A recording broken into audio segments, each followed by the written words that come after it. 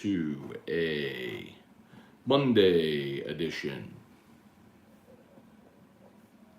of Morning Scone presented by Brock, the Baton Orthopedic Clinic, Hood Go Roofing. HoodCoRoofing.com, do business with someone you know. HUDCO Roofing, HUDCoRoofing.com. So a quiet day yesterday. Sometimes those are needed. Saints had the day off, and there was no LSU availability on Sunday either. So nothing really to report yesterday. So sometimes the day off, the slow day is a good thing. But today, both are back at it. So the Saints today are back on the practice field, and as are the Tigers. So let's see, it's 7:33. There is media viewing. I will be attending today because it's in the morning. So media viewing this morning at 9:45 a.m. So LSU football is back on the practice field with a morning practice today with media viewing. So we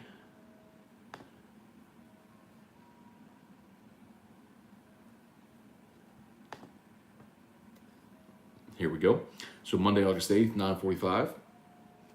We'll get 30 minutes of practice to watch. And then at noon, when practice ends, so again, they're going to practice a long time this morning. But when practice ends around noon, we will get Mike Denbrock, the LSU offensive coordinator. So pretty excited about that. We don't, excuse me, we don't often, if ever, get a chance really to talk to coordinators, assistants in season. So that's apparently something new that we're going to get with Brian Kelly and his staff, or at least so far in camp, which is pretty exciting. So, I mean, I think it's good to be able to talk to coordinators. So, and it looks like the practice viewing is going to be morning practices. So I'll be able to go, which is good. The first one was an afternoon practice when they kicked it off on Thursday, but today 9:45. Media viewing Thursday at 9:45 in Tiger Stadium, and the entire practice is open. So that's pretty exciting. So Thursday we'll be in Tiger Stadium watching practice.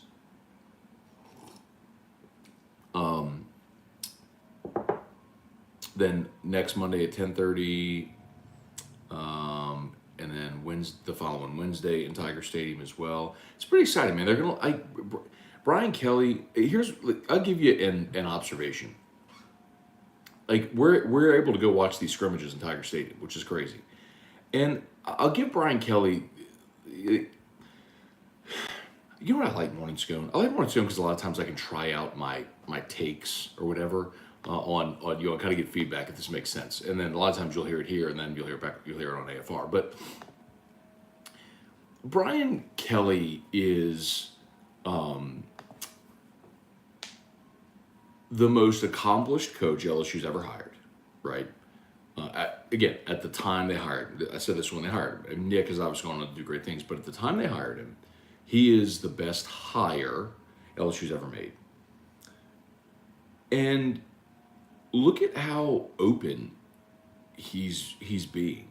I think if anything, it just shows the way things have been done for the last 20 years were counterintuitive and kind of pointless. Like, this guy's won hundreds of games. He's made 2 playoffs, a BCS national championship game, and he's letting us talk to assistants. He's letting us watch full the entire scrimmage. I mean, that's how things were done, where practices were always open, and then college football got so big, and coaches sort of pulled back the reins. But for a long time, whenever collectively media would complain about lack of access, a lot of times fans would say, "Oh, quit crying.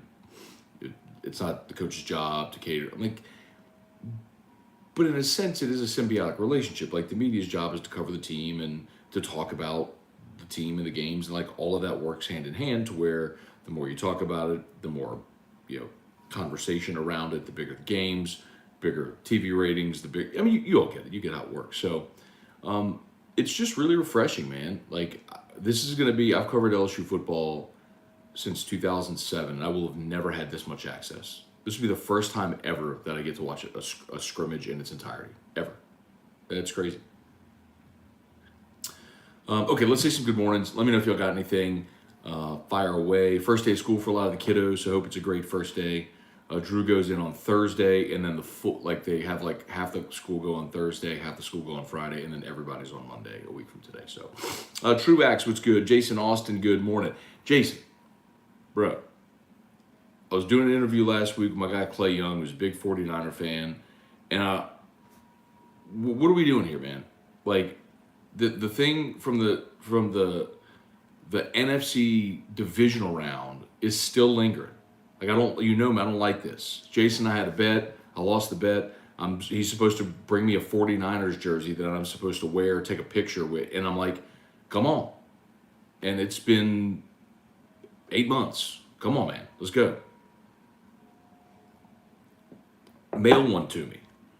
Or hell, I'll go buy one or something. Just take a free picture with a Niners jersey, get this over with. Kirk Taylor, Matthew Gardner, good morning. Deborah Coward, Ben Boudreau, good morning.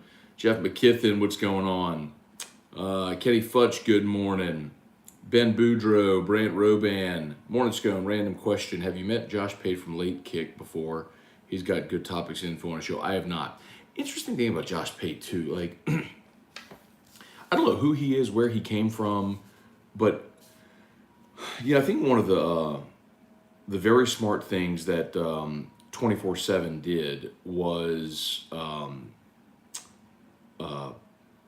if you ever go to one of their sites, clips from that show will pop up and populate. So I don't think that I know I've never seen his show, but I've seen plenty of his clips pop up like on Go247 or on Twitter or different things like that. They've done a really good job of repurposing content to drive up views in short form.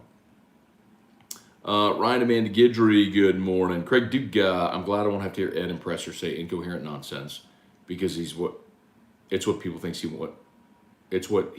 want to hear. Brian Kelly's going to call people out on their poo-poo.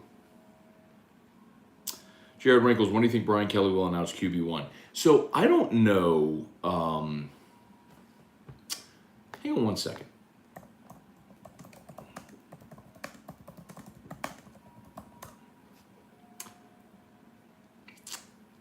Okay.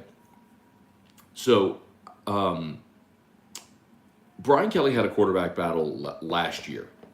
If you remember, they brought in Jack Scone from Wisconsin, who was the transfer, and he ultimately won the starting job for their season opener against Florida State.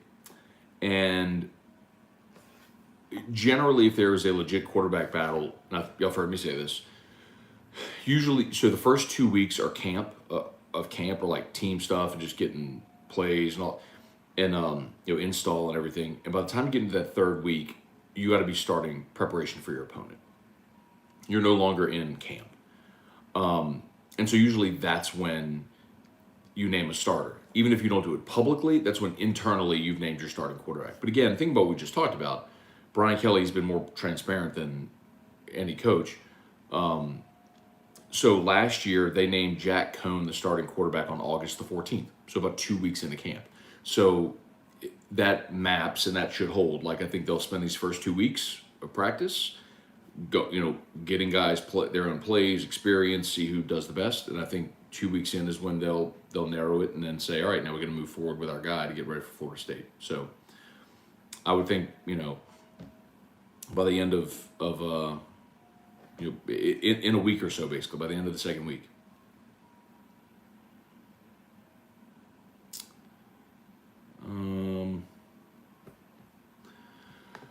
All right. Tim Gotro, what's up? Jeremy Nuslock, good morning. Joey Vincent, Cliff Nelson, good morning. Wendell Norman, Larry Gardner, Trivia Carter, Brady Smith, Thavanka De Silva, good morning. Trivia, I'm all for full access, but do you think you can lose your surprise element the first couple of games? No, because look, generally, here's an example.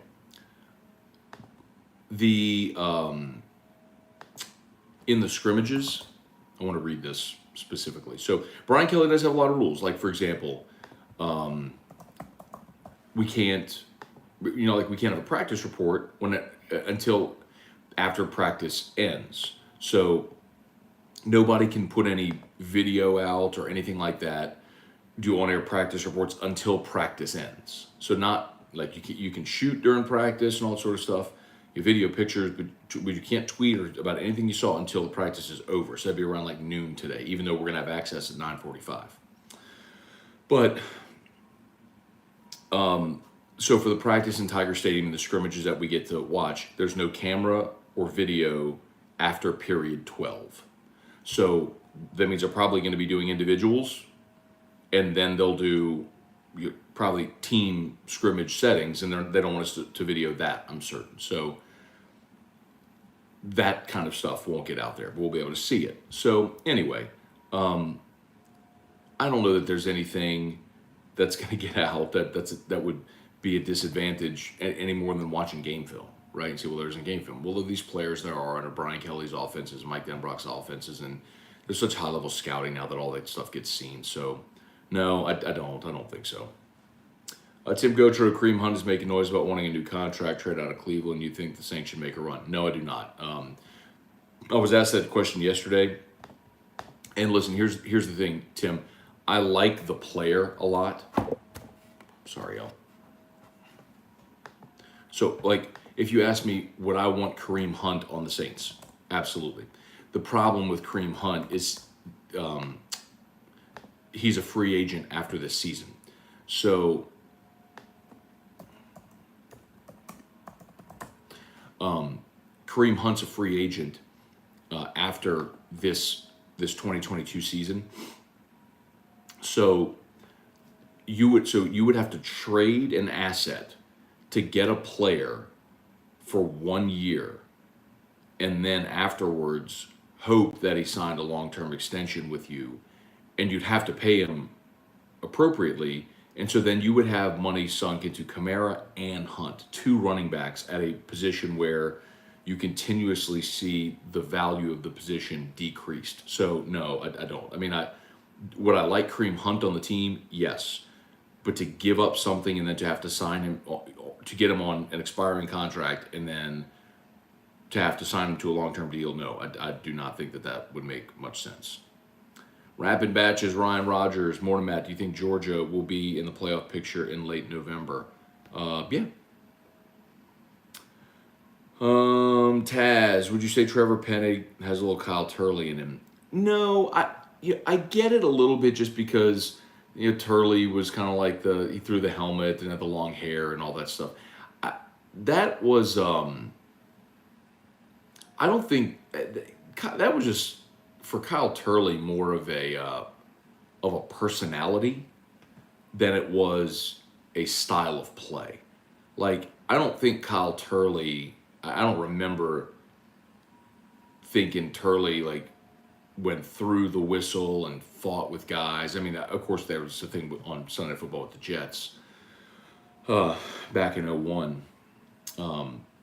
But I understand, and some people have asked that. I don't think style of play maps. Weston Weaver, what's up? Eric Wildrod, our morning Scone, was listening to Stanford Steve talk about our win total. Mentioned Brian Kelly has won 45 straight games when he's the favorite. That's an interesting stat. Feeling a lot better about our over. Okay. That's a really good stat. Zachary Hardy, good morning, Matt. Apparently LSU is very much in the mix for Nicholas Harbor out of Washington, D.C. Have you heard anything about him? He's a freakish athlete from what I can see. I have not. I mean, I've seen the name, like on Twitter, but I don't. Y'all, I'm the wrong guy to ask about recruiting news and notes and info and tidbits. When I have them, I'll share them, but I'm not the guy at the front of the line doing the recruiting legwork. Joey B19, did Aggie run out of money? They are ranked in the 30s, less than a year after signing the best class in the history of time. No,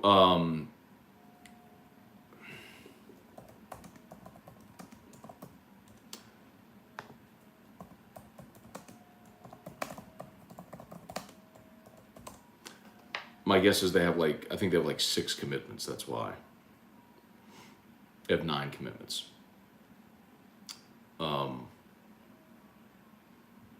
Okay, they're up to 10. They're up to 10 commitments right now.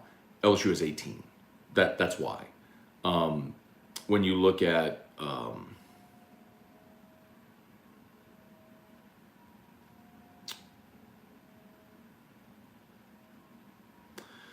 remember for a while, remember there was a year where Tennessee, like in June, had like 23 commitments, and they were number one. People go, oh, look at Tennessee. They're like, no, they just have double the amount of commitments. So the way class rankings go is it's your cumulative number of points. So, for example, Notre Dame right now has the number one ranked class. They have 23 commitments. Alabama's second with 18 commitments. So Notre Dame's got 5 more players going to their cumulative total. Alabama has 4 5-stars. Notre Dame has 1. Alabama's got 4 5-stars, 11 4-stars, 2 3-stars. Notre Dame has 1 5-star, 19 4-stars, and 3 3-stars. They just have more players in the class.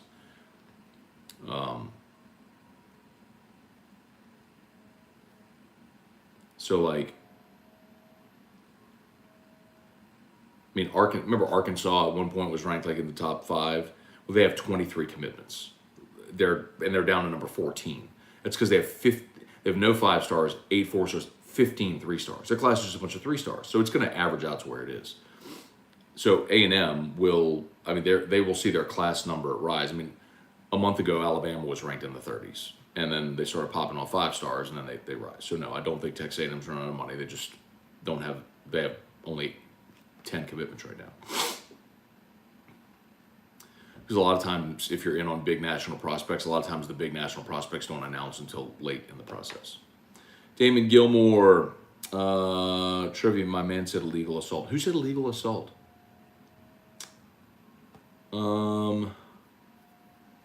Edward O got the crabs. Good morning. Keelan Pay Jack. Good morning. Is Jabbo the answer at QB? Quarterback is where I'm most nervous. I think so.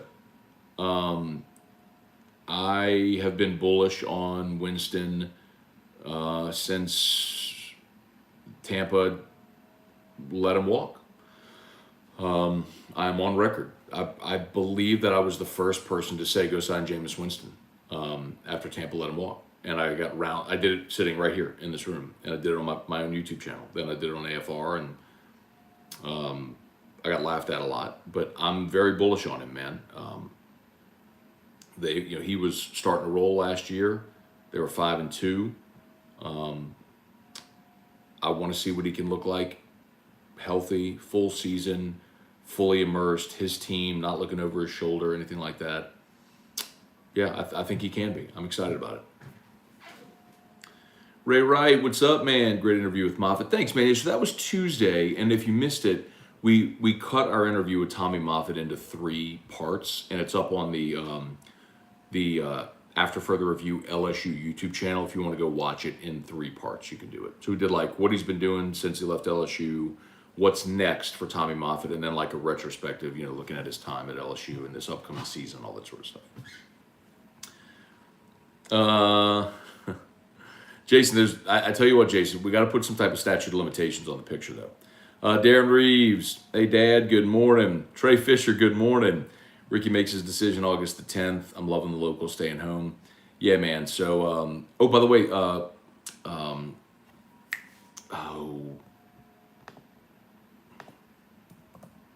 Kylan Jackson is today at in 4 hours and 7 minutes. So today at noon. So we'll know Kylan Jackson is the 4-star safety out of Zachary. He's announcing today, and I think he's expected to pick LSU as well. So Craig Dugas, doesn't matter who he named starter. People are going to argue about it. True, but at least you know. Craig Straw, morning, Matt. Has your floor or ceiling changed? And now that you can attend practice and see what talent is there. So, Craig, I have not been. I want you to keep in mind, there's only been 1 availability so far, and that was Thursday, the first day, and it was at 4:45 when I was on the air. So this morning I'm going at 9:45. This will be my first time getting to see him, and I'll get to see him the rest of camp too. So I'll let you know for sure. I will be heavily focused on quarterback, offensive line. I'll tell you that much. Bill Schmid. Drew's backpack's been. Hang on 1 second.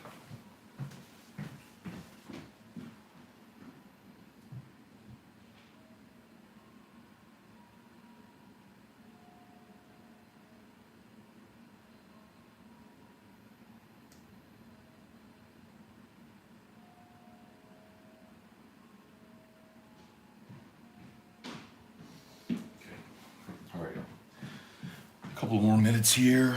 As always, shout out to Brock, Partners Orthopedic Clinic. You need an orthopedist, go to Brock. Hudco Roofing, HudcoRoofing.com. Do business with someone you know.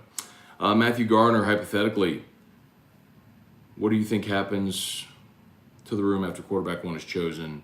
Example, Nuskett picks, does Brandon. So remember, Jaden Daniels can't leave. He's already used his one-time transfer, and he is not a graduate. So if Jaden Daniels leaves, he can't go anywhere. He could go JUCO and play, but I don't know that he would. Brennan could go and play somewhere else.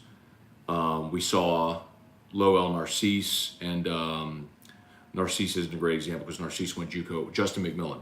McMillan went to Tulane, if you remember. He was at LSU for 2 weeks of camp, transferred to Tulane, and played that season at Tulane. So Brennan would be the one who would have that option. But I think, man, if you've been here for 6 years, why leave now? Craig, let's see, watch the Woodstock 99 documentary on Netflix. Interesting watch. Forgot how chaotic that event turned out. Isn't it when they burned the, they're trying to get into the ATMs, they burned the whole stage and all that sort of stuff? Remember they did Woodstock 94 and they did it again in 99? Brant, is Brian Kelly offense going to be anything shocking or pretty basic? I don't think it's shocking, but I think they use a version of spread concepts where you operate largely out of the shotgun, and you have zone concepts, and you throw the ball to the backs of the backfield. They like to use the tight ends. Maybe I don't think it's going to shock you, but I think they're going to try to be balanced, and he's a good offensive coach, man. So is Denbrock. I'm excited about it. Kenneth Westbrook, Stephen Fry, what's going on, man? Kirk Taylor, the Maggies are going to choke again this year. Probably so, Kirk. I mean, just given their schedule and an unsettled quarterback position. I mean, I think A&M is probably, that class they just signed, the number one all-time class. When they get to be sophomores and juniors, I think that's when you would really look for A&M to make a serious push. I don't think this team is the team to do it. Stephen Farber, Quentin Breakbill, good morning. Saw Julia yesterday, Quentin. Kelly Gross, good morning. All right, any more over here on YouTube? YouTube, smash that like button if you haven't done so yet, please.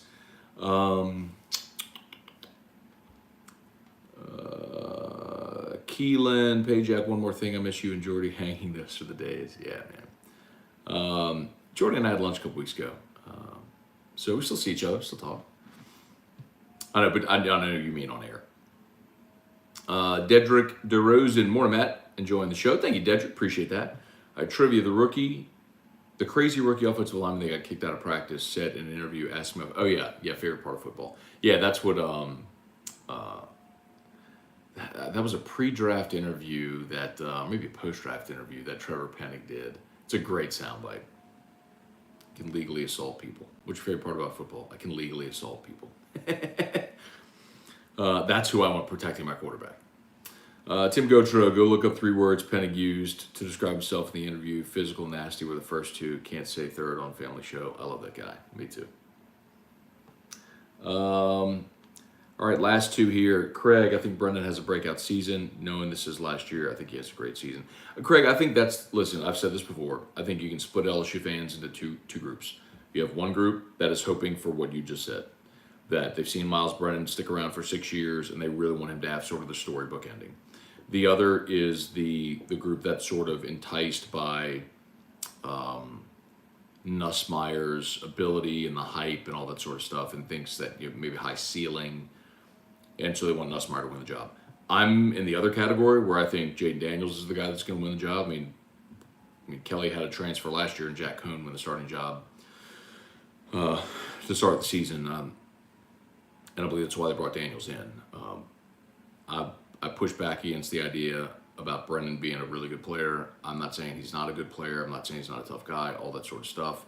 Team guy, everything. But he started 3 games in 2020, and those 3 games weren't great. So And I know everyone's like, well, he threw for 1,000 yards. Yeah, like 400 of it came against an awful Missouri team where it was no defense being played. And the first game was the game when Mississippi State threw for 600 yards in that game, and you threw the ball 50 times. I mean, yeah, you're gonna stat compile whenever you're throwing the ball 50 times a game. How did it look? I mean, you were 1-2 in those games. Not good. Let's not say he can't get better and mature and all that sort of stuff. But he hadn't played in 2 years. You know, Jaden Daniels has been a 3-year starter. I just think they're going to go with the guy who's more experienced. But again, it's all, like I've said this a million times, it's circumstantial. I don't know. I don't know what they're going to do. I'm guessing like everybody else is guessing. But I'll get to go look at them today and I'll tell you. Wayne Blanchard, Mark K. Stevenson Latuso, good morning. All right, y'all, I think we're just about done. Appreciate y'all for watching. YouTube, smash that like button. Facebook, please like the page, share the post. Again, practice this morning. So on AFR, we'll have a full practice recap for you. And at 3 o'clock, we'll have Saints Camp Report as well. We'll look forward to that. So, all right, y'all have an awesome day. We'll also let you hear from Mike Denbrock. Of course, he'll be meeting with the media at around noon. So, y'all have an awesome day. Thanks so much for watching. And LSU Daily, I'm going to drop LSU Daily when I get in. Haven't dropped it yet because I wanted to make sure we had all the weekend stuff from it as well. So, okay, y'all have an awesome, awesome day, and we will see you for AFR3. Peace.